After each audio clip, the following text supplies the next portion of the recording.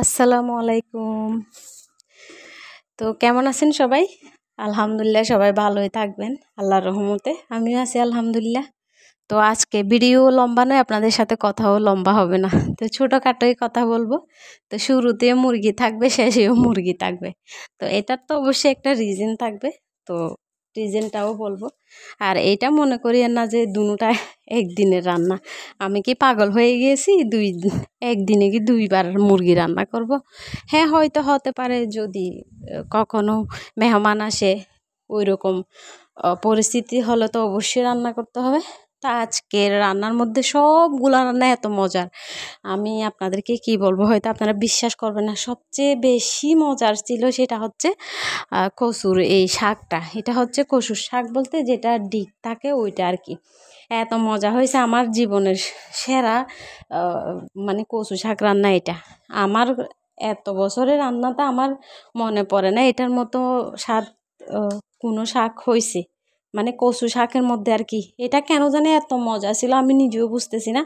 আচ্ছা যাই হোক, এটা হচ্ছে হালিম।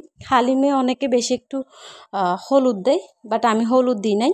একদম হলুদ ছাড়া মশলাতে যতটুকু কালার ছিল অতটুকুই আমি ইউজ করেছি।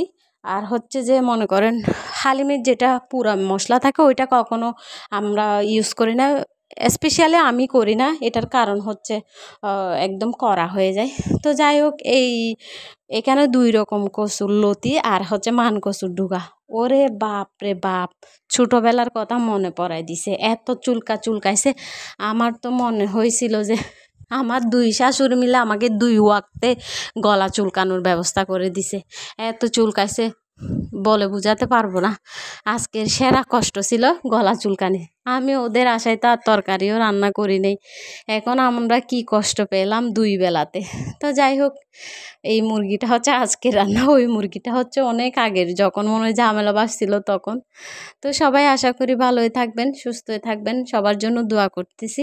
আর সবাই একটু বাবা মাকে সময় দিবেন, দাঁত থাকতে দাঁতের মর্ম বুঝবেন। হারিয়ে গেলে আর খুঁজে পাবেন না রে ভাই। ধন্যবাদ সবাইকে।